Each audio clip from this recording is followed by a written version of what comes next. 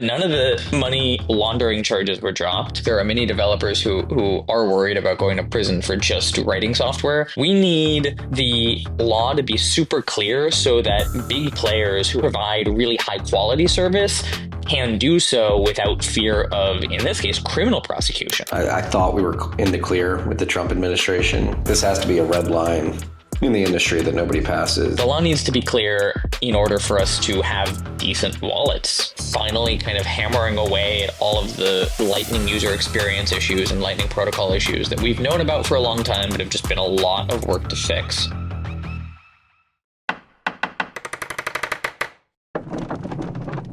I like that hat. I wish I had one. I have 3 more. That's it? I thought you only That's had 25. I had 25. I gave them all away, Except for 3. except for 3. It seems like it came out of nowhere. I wasn't aware of saveourwallets.org until you put a hat on the news desk in front of me 2 weeks ago.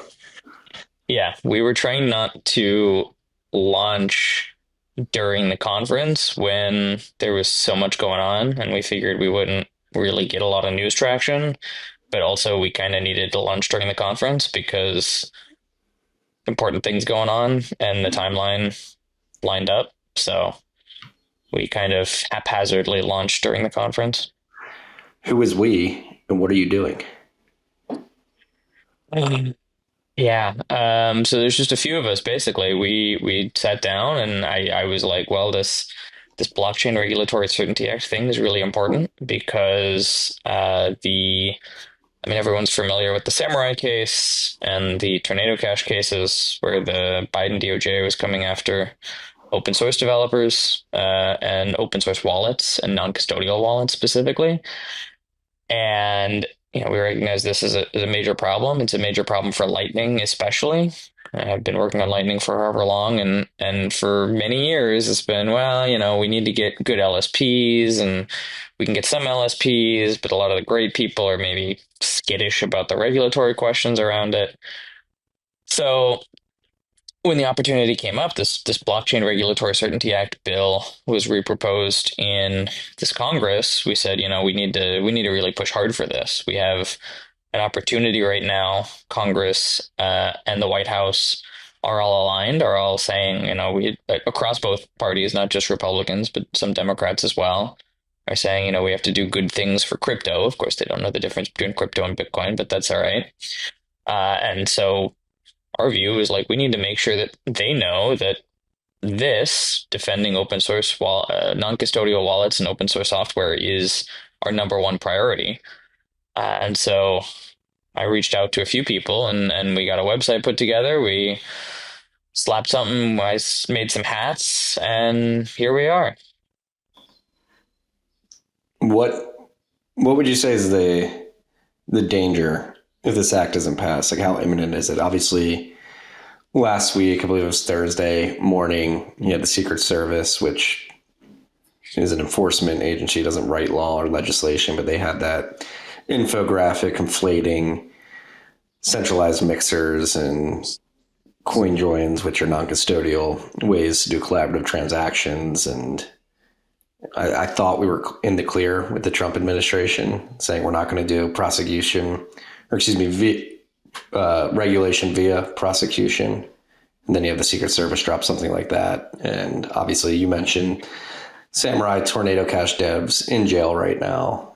And Matt Odell and I talked about it on Rabbit Hole Recap last week. Like, this has to be a red line in the industry that nobody passes. And everybody's focused on Bitcoin treasury companies and number go up. We're back at 108,000. It feels great. It's all good.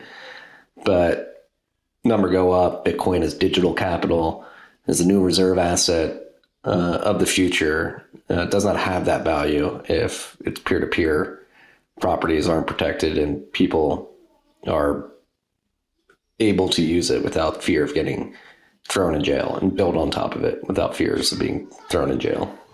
Yeah, totally. No, it's really important, especially, we look at, well, okay, maybe the Trump administration's going to have our back, maybe, to your point, Secret Service, who knows? And it's not like even all of the charges against Samurai were dropped, right? A few of the charges and a few of the money transmission charges were dropped, but none of the money laundering charges were dropped, and one of the money transmission charges wasn't dropped.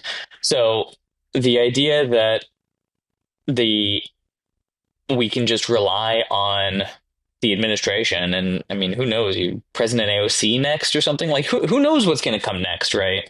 uh and the next administration might want to kill crypto again, and again they don't distinguish between Bitcoin and crypto, but hey. So we need to get the law changed, we need to get it made clear, because no one wants to take the risk given where we are. uh it's one thing to say, well, we should defend open source devs or whatever, but the reality is every technology to scale Bitcoin, every idea we have to scale any cryptocurrency relies on what I call ancillary services. And so for Lightning, that would be like your LSP, or just your counterparty nodes. For rollups, is going to be a sequencer. For Arc, you've got ASPs. For you go down the list of every scaling technology that exists for cryptocurrencies, and there's some service provider, other nodes, whatever, involved in enabling that scaling technology. And sometimes it's decentralized, sometimes it's a decentralized network, sometimes it's a single entity, whatever it is, there's always these ancillary services there. It's not just putting things on the blockchain, because it's an L2, right? We have something else going on. And the risk is, if we can't protect these ancillary service operator, these people running nodes for Lightning, running LSPs for Lightning, running rollup sequencers, whatever, then we cannot have decent user experience with non-custodial Bitcoin. We cannot have a scalable Bitcoin. We cannot have scalable cryptocurrency, period. So, so it's really important that we fix that. And then also, it needs to be clear. We can't just say like, oh, well, the Trump administration probably won't charge you. We don't know for sure, but the next administration could. We need the law to be super clear so that big players who have lots of capital, who have lots of technical expertise, who can operate these ancillary services or join these networks and provide really high quality service, can do so without fear of, in this case, criminal prosecution. So the law needs to be clear in order for us to have decent wallets, in my view. Well, let's get to brass tacks too. I mean, we mentioned CoinJoin, Samurai, Tornado Cash, not CoinJoin, but something similar, privacy preserving smart contract on Ethereum. When it comes to money transmission laws, I mean, obviously with Samurai, the DOJ went to FinCEN 6 months before levying these charges against the Samurai team, and FinCEN said, no, we don't think they're a money transmitter. And I think it's important too, because I think we have the truths on our side about how these technologies actually work and what the ancillary service providers actually do in terms of facilitating or not facilitating the transfer of money. They're essentially, as you mentioned, participants in a network that has certain rules, and they're providing Yeah. an ancillary service that individual users are leveraging. Yeah, I mean, I think the law is not 100% clear, obviously. The DOJ wouldn't have brought the charges if the law were 100% clear that it was not a money transmitter. Obviously, FinCEN has their view on the law, and I think FinCEN's view is, I think it's right.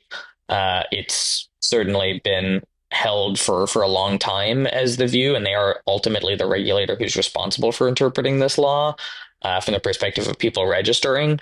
But the law is not 100% clear. The law was not written to consider decentralized networks and non-custodial. I mean, all of the law was written around the concept that the only way anyone could possibly transact is either with cash or with a fully trusted, centralized custodial intermediary. The law doesn't contemplate these things. And so, the law, I think we had a shot, and I think Tornado has a shot, and Samurai have a shot demonstrating that they were not, in fact, money transmitters. But again, we don't want to rely on that. We want to make the law clear because large providers just aren't going to join, right?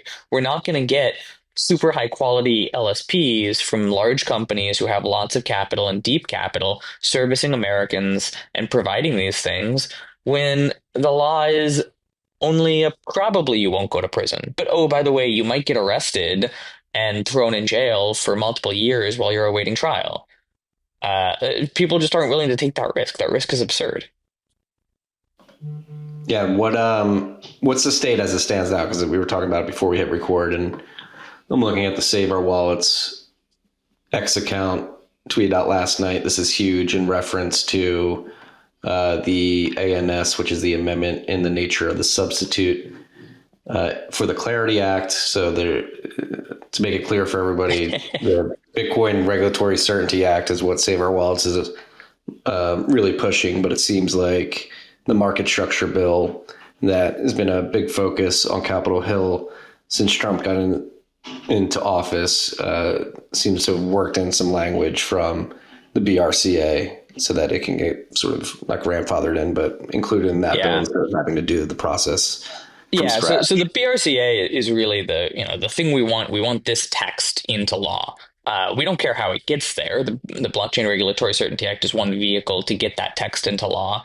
It is pretty hard to get a small specific bill into law because floor time on the House and the Senate is very valuable. There's only so much time they have to debate and vote on individual bills. Debates take a long time, and so they only have so many bills they can really get through in a year. And that's why you see ultimately all of these large omnibus bills where there's a whole theme and they say, okay, we're going to stuff all the stuff we want to do related to this theme into this bill, and then we're going to pass it all in one go. There's good reason for that. In this case, the administration, there were two big bills that the administration and this Congress wanted to get through related to crypto, this Congress, and that's the stablecoin bill, which is already well on its way. It's too late to change it, too late to add stuff to it, and the market structure bill. It's primarily about regulations of token issuance, securities, commodities, all that kind of stuff. Stuff that does not impact Bitcoin. We don't care about. The Hogan people care a lot about it, and that's great for them, but we don't really care. It doesn't impact us. But importantly, it is moving. It's a large vehicle that is, I mean, not necessarily likely, but quite possibly going to pass. The Trump administration cares about it. Congress cares about it. There's a lot of work being put into it.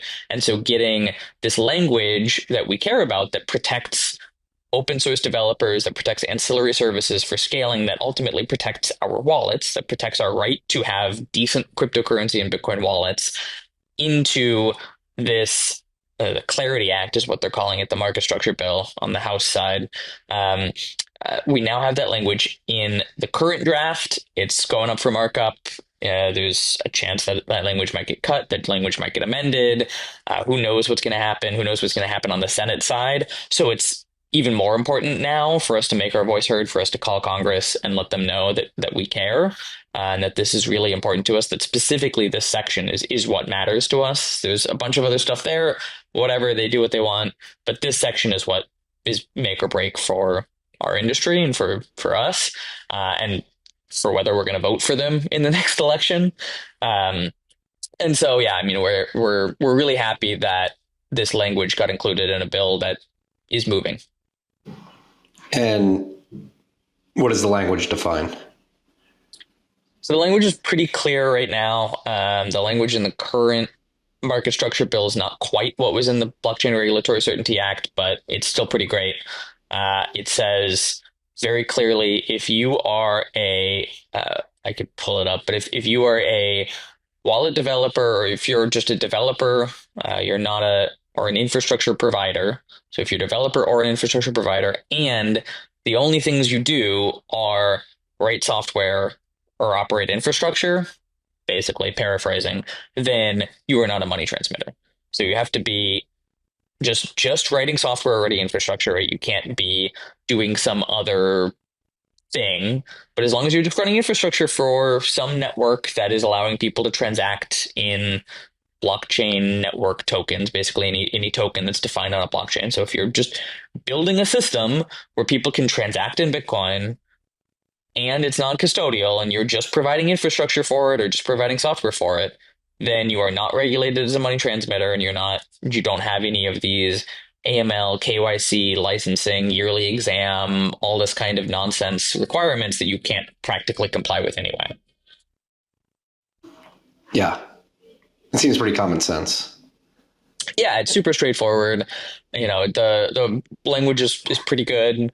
We're super happy with it, and we need to get it passed, and we need to make sure that that language stays the way it is. It's in the course of getting a bill passed, it's very common that things get watered down, that different parties agree or disagree on different pieces, and so it's even more important now than it was 2 weeks ago that people literally pick up the phone, call their congressperson, and say, "Hey, don't change this. Keep this as it is. It's very important. It's very important to your constituents. And if you want to win an election in 2, 4, or 6 years, you got to keep it."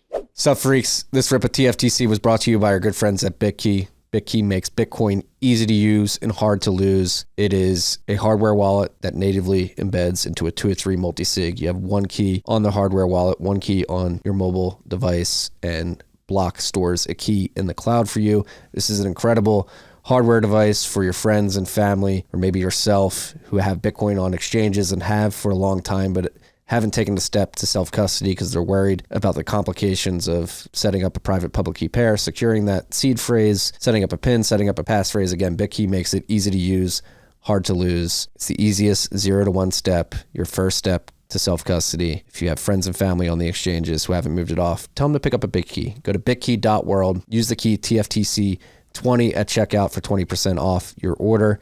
That's bitkey.world, code TFTC20.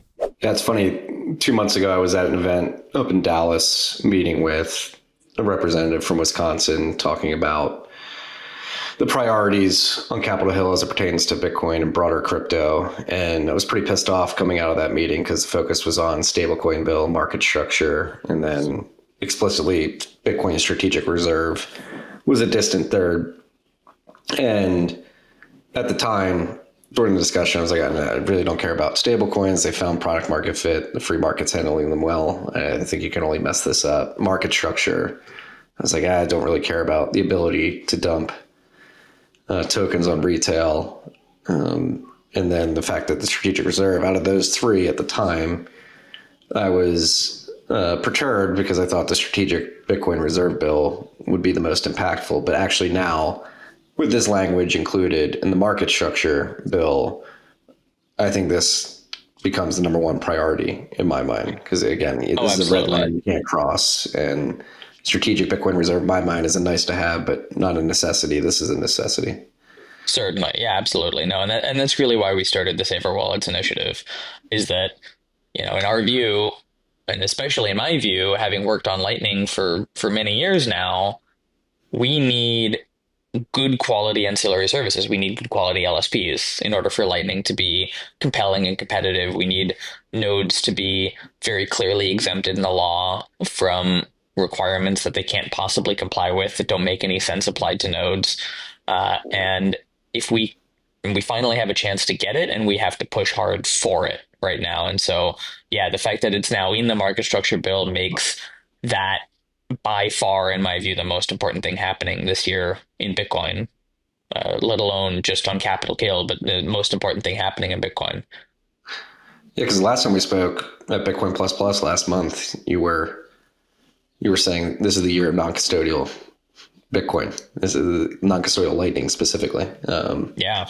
You're very bullish on this particular segment of the market. And so it makes sense to me that you'd be as vehement as you are now to make sure that we're saving our wallets, because it seems like, in your mind at least, we're on the cusp of some breakthroughs that could really unleash non-custodial Bitcoin to the masses.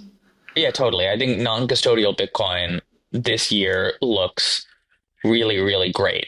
And really the making Bitcoin the best possible money, making Bitcoin a great transaction platform even. I know a lot of people don't want to necessarily transact in Bitcoin, and that's fine, but a lot of people do.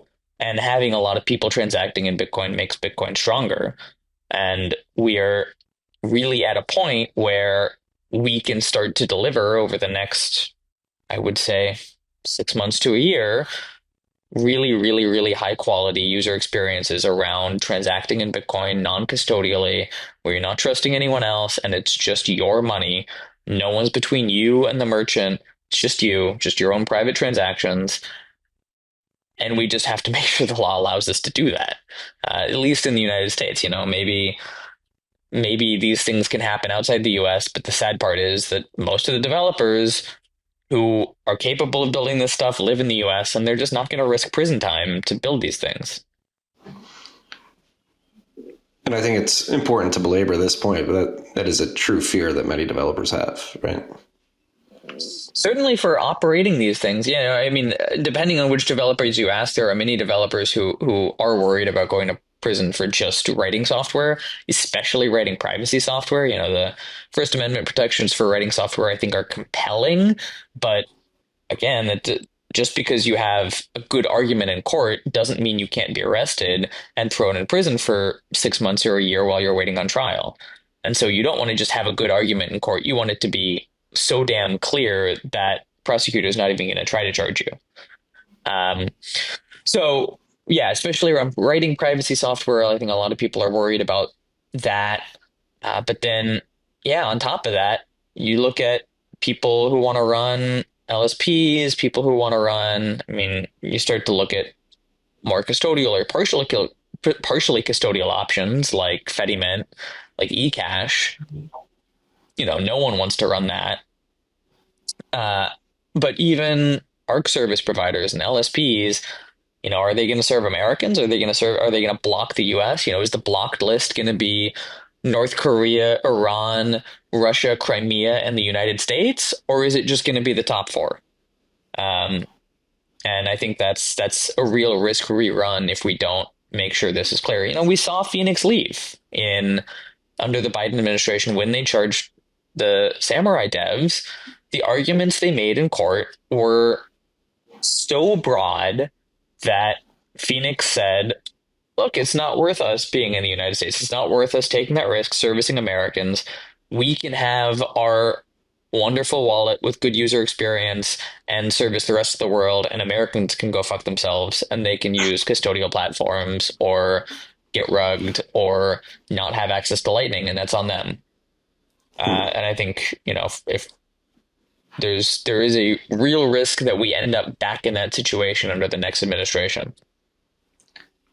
Yeah. And I mean, to that point, how urgent is this? Like, do you think this language needs to be included in the market structure bill? If it's not included in the market structure bill, we need to go the hard path of getting the Blockchain Regulatory Clarity Act enacted, or like how many swings at the plate do we have between now and I mean, not 2028? many. Certainly trying to go standalone on the BRCA is a very high bar, and is not super likely to happen.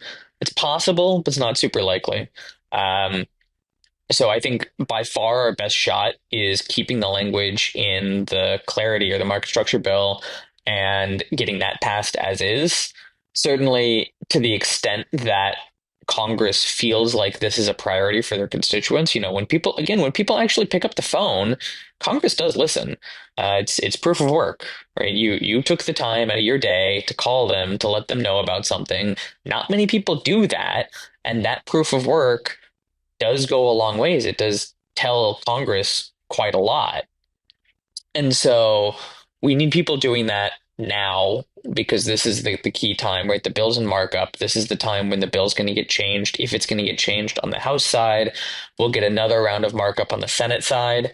But this is the moment right now. And so we need to, as an industry and as a community, we need to make our voices heard. We need to scream as loud as we can at Congress, and we need to say, hey, look, don't fuck with this. This is the important piece. Leave this piece in. Do whatever the hell you want to token issuance and SEC requirements and registration and whatever. Not our problem. But Section 110, non-controlling developers, don't touch that language. Leave it the way it is. Yeah.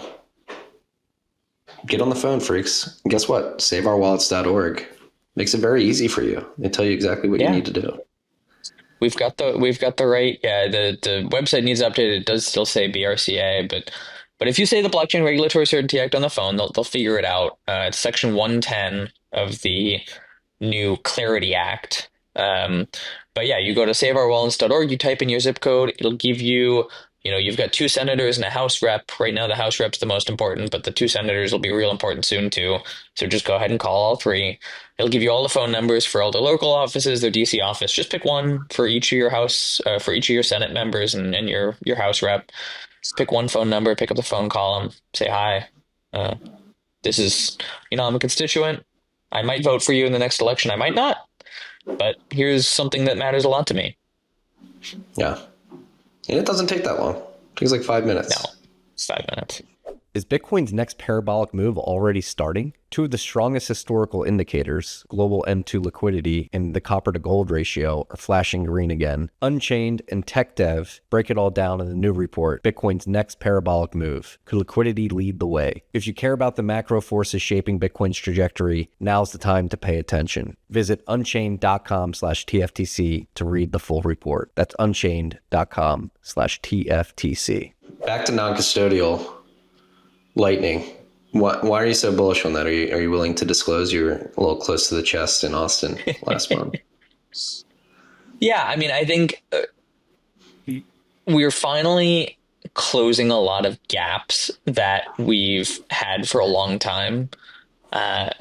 It's been way too long, but a lot of features that we've been working on in Lightning for a long time are finally happening. So, for example, zero fee commitments. So if you're familiar with Lightning, Lightning has these commitment transactions, which are, you fund your channel, but then you have these transactions that get replaced, but don't hit the blockchain until you go to close the channel. So at some point you close the channel, these transaction might hit the blockchain, but while the channel is still open, this transaction gets replaced over and over again.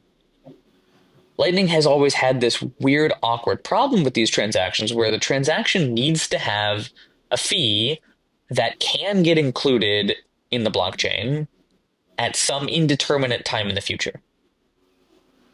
But, if you ever load up mempool.space, or if you've ever in fact used Bitcoin, you know that the fees can fluctuate. Sometimes fees are low, sometimes fees go up, sometimes fees spike really high, sometimes very suddenly they spike very high.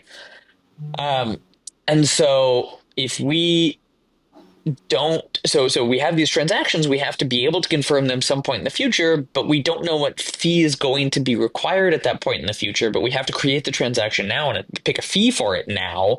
This is hard. In fact, this is an impossible problem. So due to a lot of work over the course of the last many years, 2, 3, 4 years, finally, we are now able to, as of the last Bitcoin Core release, we're able to actually set zero fee on that transaction. So that transaction has zero fee, and then we can pay for the fee later when we go to broadcast. When we go to broadcast it, we can add another transaction that pays for the fee. This sounds simple-ish, like, okay, you have some transaction, you have another transaction, one pays for the other one, and Bitcoin Core should look at that and consider that, but this is a huge change in Bitcoin Core. Bitcoin Core forever, when it's relaying transactions around the network, when it's looking at transactions to put in its mempool, some peer gave it a transaction, it has a transaction, it wants to see, like, should I put this in my mempool or not? It looks at individual transactions, right? It was given a single transaction, it looks at just that transaction, and it decides for just that transaction, should I add it to the mempool or not? Does it have enough fee? But now we're asking it, no. All of your logic around transaction relay, all of your logic around transaction exceptions, look at pairs of transactions. In the future, look at many transactions at once. But for now, just look at pairs of transactions and say, okay, this pair of transactions, does this one pay for that one? And do they together have enough fee to go into the mempool? That is a very substantial change that touches the peer-to-peer logic, it touches the mempool logic. You have to reason about the incentive compatibility of these transactions.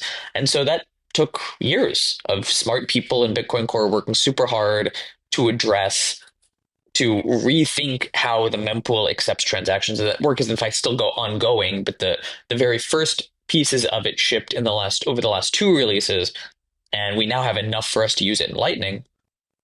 So all this to say, like, okay, well, we solved this impossible problem. What does that actually mean for Lightning user experience?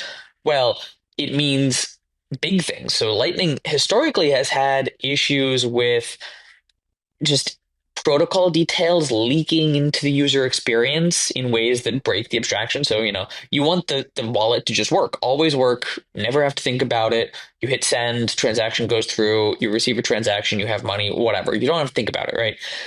If all of a sudden you're negotiating a transaction with your counterparty and, well, they think the fee should be high, but you think the fee should be low, what do you do?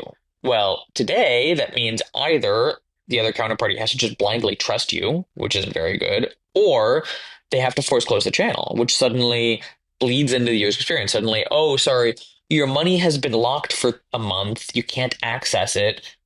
Why is some technical gibberish that you're not going to understand because there's commitment transactions and fee rates and it's complicated and don't worry about it. But your money is locked for a month and oh, sorry, your payment failed too, by the way. That's a terrible user experience. It's awful. And so, when your wallet doesn't work 99.99% of the time, nobody wants to use it. It's just a bad experience. And people are move on and they say that Lightning is dead, and they're totally fair. It's totally fair. I can't argue with that. But finally, after years of work, we can replace this whole scheme that we had with something that doesn't randomly break all the time. And so there's a few cases where, okay, over the last multiple years we've been working on stuff, and finally we're shipping features where we can make the user experience, 99.99% reliable. On top of that, payment reliability has gone up a lot over the last few years. On top of that, we have splicing, which has been in Phoenix for a minute, but it's now being standardized, and Core Lightning and LDK and others are all going to be interoperable and have splicing. So those, I think, are a big part of it. Just finally kind of hammering away at all of the Lightning user experience issues and Lightning protocol issues that we've known about for a long time, but have just been a lot of work to fix. And then the other reason I'm bullish about non-custodial wallet user experiences this year is that we at Spiral have done a lot of soul searching on this, and we've concluded. I mean, look, there is a limit of if you have under some threshold of Bitcoin, you cannot be non-custodial, period. Right? If you have, let's say, 50 sats, well, creating a transaction on chain is over 100 sats minimum, over 1,000 sats usually. And okay, so you could have it in Lightning, but not really, because no LSP is going to open a channel to you. And even if they did, you can't force close the channel and take your money. You can't have it on Arc, or because you can't unilaterally exit. You can't. There is no way to have Bitcoin under a threshold that's non-custodial in any meaningful sense of the word. Basically, that threshold is, can you take whatever system you were using and put your, force close your channel, do unilateral exit, whatever it is, put your money on chain, and still have enough of it left over that it was worth it. If you have 1,000 sats, you'll have zero left over. It's not even possible. If you have 10,000 sats, it might be possible, but you won't have very much left over, so it's still not really worth it. So there's some threshold, and it starts to get into the 10,000, 50,000, 100,000 sat threshold, where suddenly, okay, now you can talk about a meaningful non-custodial behavior. The problem is lots of users today want to have a wallet with 21 sats in it and have it be a great user experience. Lots of users, create their first wallet, create an Nostr account, link them, get a 21 sat zap, and now they have a wallet. They will expect to have the wallet show, okay, you have 21 sats and you can send out 21 sats if you want, minus some small fee for routing fees or whatever. they expect exactly that behavior, but we can't have that in a non-custodial wallet. It's just not possible. It is not technically possible under some threshold. So what do? We have to provide users the user experience they want. Otherwise, they'll use some custodial thing and they'll get rugged. But they expect this thing that's impossible non-custodially.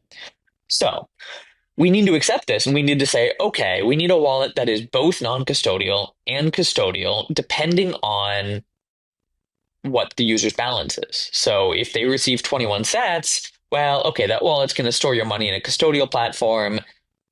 You're going to be fine with it. It's 21 sats. It doesn't really matter. Maybe you get rugged, but again, it's 21 sats.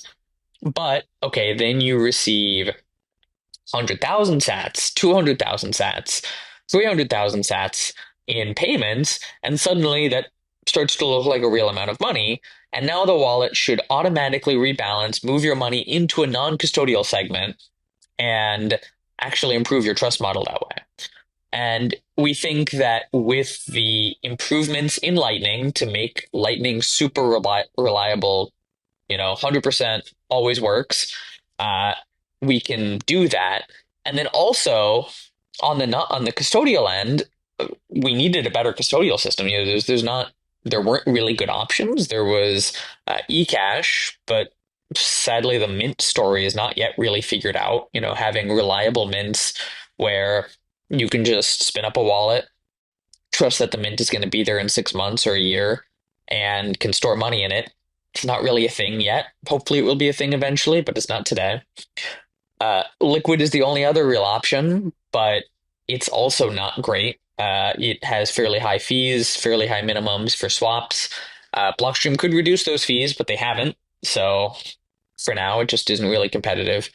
But there are a lot of liquid wallets because it's the best answer if you want to have that user experience of receiving 21 sats. But now Lightspark has launched the Spark product, which is a fully trusted. It's not really custodial in the sense that they don't have a key that they can use to take the money, but you're 100% trusting them to be running the software that they claim they're running correctly. If they're not, they can steal your money. It's fully trusted. But it has fairly low fees. They haven't actually announced what the fees are going to be, but they should be very competitive. And we're confident, and it actually exists, unlike, sadly, eCash mints. So we're confident that this is actually going to be a compelling option to build that kind of user experience of just being able to receive your first sats, not think about it, totally seamless. And then we can integrate that with Lightning and make it totally seamless. The user will never notice anything. Just the wallet will be non-custodial whenever it is possible to be non-custodial. And when it's not, it'll be custodial, but you'll still have your money. And then it'll be super seamless. It'll work 100% of the time because both the custodial segment and the non-custodial segment will just be super 100% reliable. And so I'm super, super bullish on what that user experience is going to look like over the next 6 to 12 months. And Spark's using state chains, right? It's a modified version of state chains. Okay. So state chains have this classic problem of you can only transact in whole state coins. So like, let's say I create a state coin for a whole Bitcoin. Well, now I can only send you a whole Bitcoin. I can't send you a half a Bitcoin. There were old ideas of how to improve that. Mercury never shipped. Mercury was the kind of classic example of a state chain. They never shipped anything to fix that issue.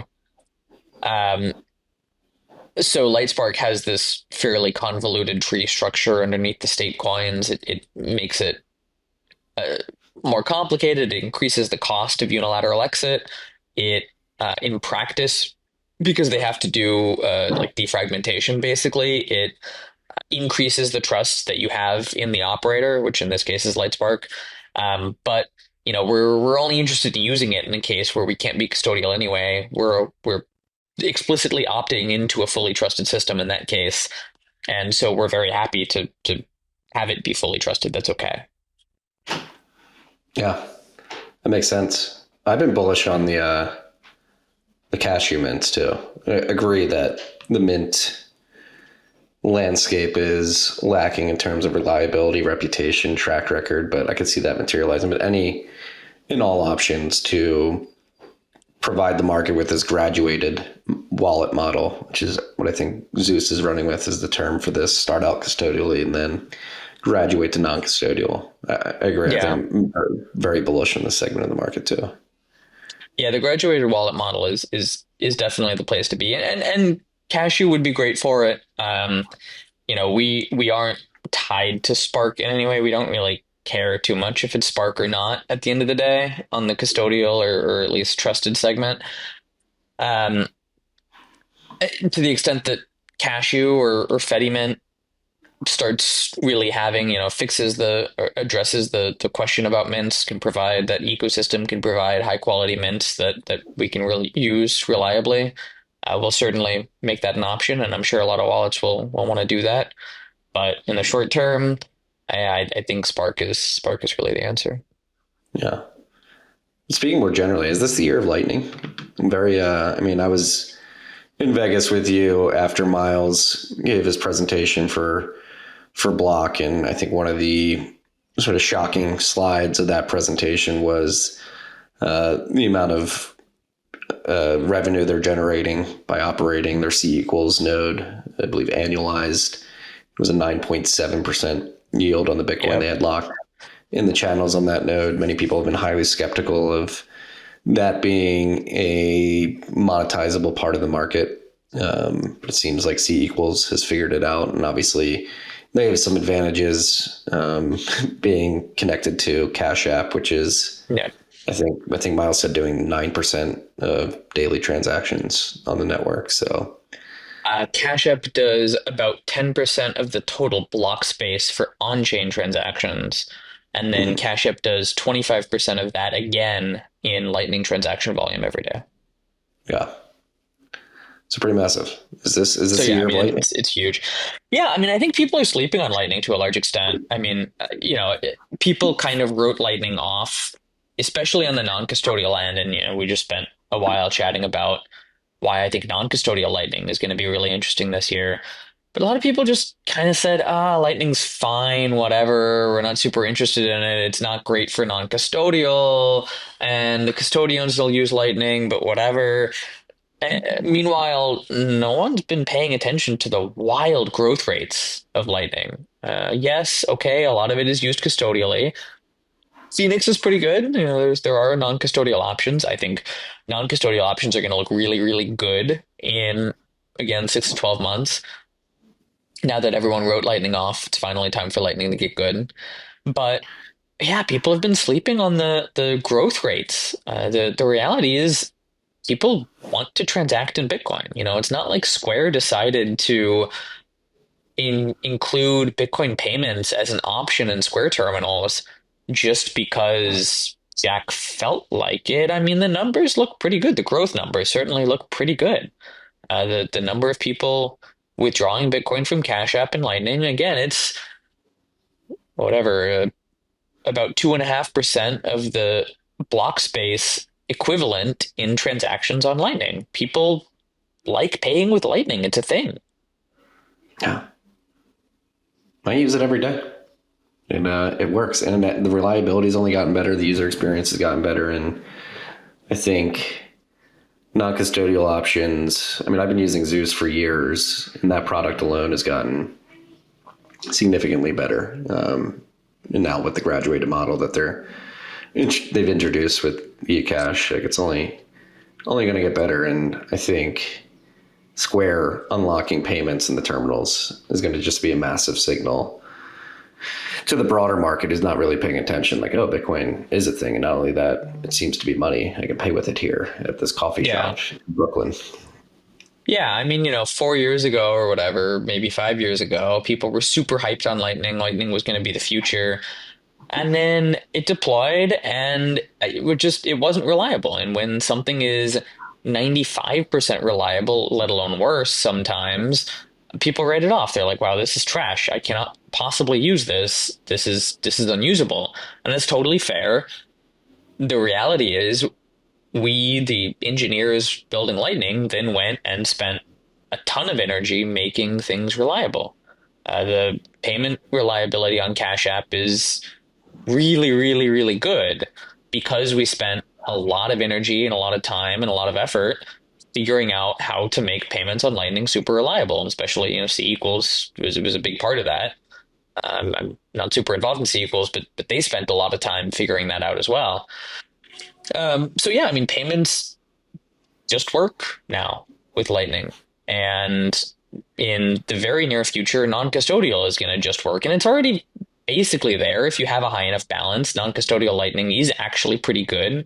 You can go use something like Alby Hub, and you have to host it yourself for it to be non-custodial, truly non-custodial. But you can take that kind of, you can see how compelling these kind of things can be when you actually go put it on a phone. Now, mobile Lightning still has its challenges. You have Phoenix, Zeus, whatever, still occasionally miss payments on mobile Lightning. There's still more work to be done there. We're hoping that the async payments protocol ships this year as well, although sadly the adoption of it will take a little longer. But yeah, I mean, like it is good now. It does just work. And non-custodial Lightning still needs some work. I mean, I love Zeus, but it is not a grandma friendly 99.9% reliable product quite yet. It's great, but it still has a little work to be done there. But I think, yeah, again, over the next 6 to 12 months, these things are going to go from today, where they're pretty good, to just 100%. And I would be remiss if I didn't bring it up, but in terms of increasing the usability, reliability, and user experience of Lightning, James O'Byrne and a list of many other developers in the space, working at companies and working on different protocols, wrote a letter to the Bitcoin technical community pushing for op check template verify and op check sig from stack, making the case that it would bring a number of benefits to the protocol, both on chain and for Lightning. What are your thoughts on this? Yeah, I mean, I don't think there's really material wins to Lightning from these. There are other protocols that have larger wins. So you look at things like Arc, timeout trees. Um, they're possible today, and people are implementing these things today. They have a lot of user experience challenges in their versions today. They would still have a lot of user experience challenges with CTV, but slightly less user experience challenges. They'd be just a little bit better. And so, we'll see as those develop what that looks like. Um, on the broader Bitcoin scale, there are a number of ideas people have for using these things. I think we'll see exactly what that looks like. I think there's still a lot of work to be done on the technical side about making sure this is exactly the right next step. But I'm very happy, over the last 5, 7 years, I think a lot of people from the outside have looked at the lack of momentum on some of these potential changes to Bitcoin, some of these proposed soft forks, have looked at the lack of soft forks generally as an indication that we're, seeing ossification. We're not going to be able to do more changes and whatever. And I don't think that's a fair conclusion. I think ultimately the right conclusion is that advocates for these changes have proposed ideas for how to use it, but not necessarily ones that are super compelling. And I think over the last 2 to 3 years, that's shifted substantially, especially with the advent of more practical ARC systems. Obviously, ARC, as originally proposed, was totally unusable. But the more practical versions that people have proposed now with state chain, or with timeout trees, and with basically taking ARC and layering payment channels on top, or layering Lightning on top, are way more practical and way more interesting. And like, okay, this is actually an idea that I can see why people would want to deploy it. I can see why people might want to use it. I can see why a lot of people might want to use it. And so I think that does change the discussion a lot. And so it's now, instead of being, well, there's these ideas, but it's not clear how really useful they are or whatever, suddenly the state of things now is, well, there's these ideas and people have concrete uses for them, and there's kind of tangible, visible benefits from them.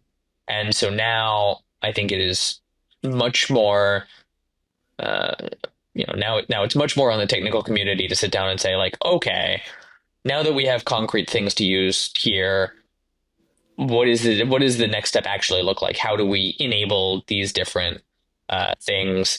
And maybe that's CTV and checksig from stack. I don't happen to think that that's the exact right next step, but I think the right next step is probably not too far from that. Um, but yeah, now it's time for those kinds of conversations to really happen. What do you think the next right step is? I think that CTV is a weird specific uh, subset of TX hash, and probably it makes more sense to be looking in that direction. And I don't really buy the argument that will kind of unnecessarily delay things. But we'll see. I mean, these are still early conversations. We'll see where things go. I it, it is still too early for people to have a horse to bet on here. Yeah. But but yeah, I mean, I'm excited. It seems like there's a little bit of real momentum now towards enabling these kinds of features in Bitcoin, where there really wasn't even 6 months ago. Yeah. No, people were even worried with the Zaprite return stuff that's bubbled up in recent months that it would make people apprehensive in terms of approaching any changes to Bitcoin, especially soft forks. But I think a lot of people have talked themselves into a frenzy about ossification, and I don't see any real evidence that we're at that point. Um, yeah. yeah, well, we can talk about this all we want in terms of prospective soft forks and whether or not we'll ossify, but it's all for naught if the developers that actually make these things happen don't feel comfortable writing the code. So make sure you go to saveourwallets.org, call your reps, get ready to call your senators. And you're going to be in DC in a couple of weeks, right? Yep, the Bitcoin Policy Institute's summit. I don't remember what they call it. I think it's just the summit. I think it's just BPI summit. At the end of the month, like 20 something, 24th, I think maybe. Um, so hopefully more opportunities to go talk to lobbyists, congressional staffers, congresspeople, and really explain why this is the most important. All these other things that people are throwing around are cool and useful and good public policy, but nowhere near as important. Yeah. And have you had conversations with policymakers or their staff?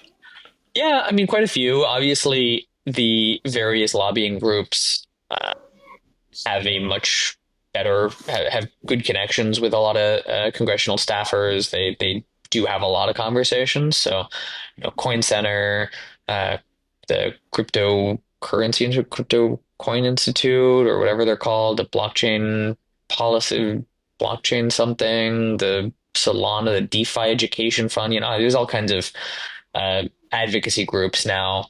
Sadly, most of them are funded by crypto and not Bitcoin.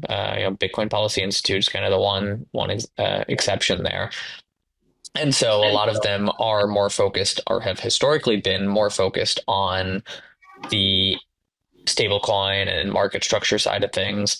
But I think now with the BRCA, we've started making enough noise to really lean on them, and then to also lean on Congress to say this is the one, this is the most important piece, and more noise is welcome. I think the more noise we make here, the clearer it'll be to everyone involved in DC that this is the thing that they need to push for, that we need out of them, and that their job if they're a crypto policy advocate, their job is to get this passed and not anything else. Yeah, completely agree. So if you're out there listening, you're sitting on your ass, go to saveourwallets.org, plug in your zip code, spend 5 minutes to pick up the phone. It's Yeah, not you that just hard. listen to a almost hour podcast. You can totally spend 5 minutes, call your congressperson. Yeah. Well, Matt, it's been a pleasure as always. You're running up the numbers in terms of most tenured guests. I think you're at 8 now. So, yeah, you're running away. And I think we can include the Bitcoin Plus Plus live stream. So maybe 9 now. About to Whoa. hit double digits. Oof. We have to do like a big thing for the 10th one. Maybe we'll have You to have to get go back to the together bar, and drink drink, some beers. go to pubkey. Yeah. Well, I've got a birthday party to attend to, and I'm sure you've got a lot of work too. But thank you for what Yes. you're doing, for making some noise about this. It's extremely important, and I'll see you in DC in 2 weeks. Yeah. Yeah. See you in DC. All Thanks for right. having me. Peace and love, freaks. Freaks, thank you for listening to the show. I hope you liked it. If you did like it, please make sure you subscribe, rate, review the show. It helps us out a lot. And also, if you like these conversations, I've come to realize that many people listen to the podcast. They don't know we have another sort of layer of this media company. We have the newsletter, the Bitcoin Brief. Go to tfttc.io. Make sure you subscribe there. A lot of the topics that are discussed on this podcast, I write about 5 days a week in the newsletter. We also have the TFTC Elite tier. If you sign up for that, become a member. We have a private Discord server for the elite freaks out there where we're dropping ad-free versions of this show and having discussions about everything we talk about a day early. Logan wanted me to make sure if you want to get the show a day early, become a TFTC Elite member. You will get that. We have our Discord server. Right now it's conversation between myself and TFTC Elite tier members, but we're going to expand that. We'll probably do closed Q&As with people in the industry. I may be doing Macro Mondays. So join us. Go to tftc.io. Subscribe. Find the button in the top right corner of the website. Become a TFTC Elite member. Thank you for joining us. Okay.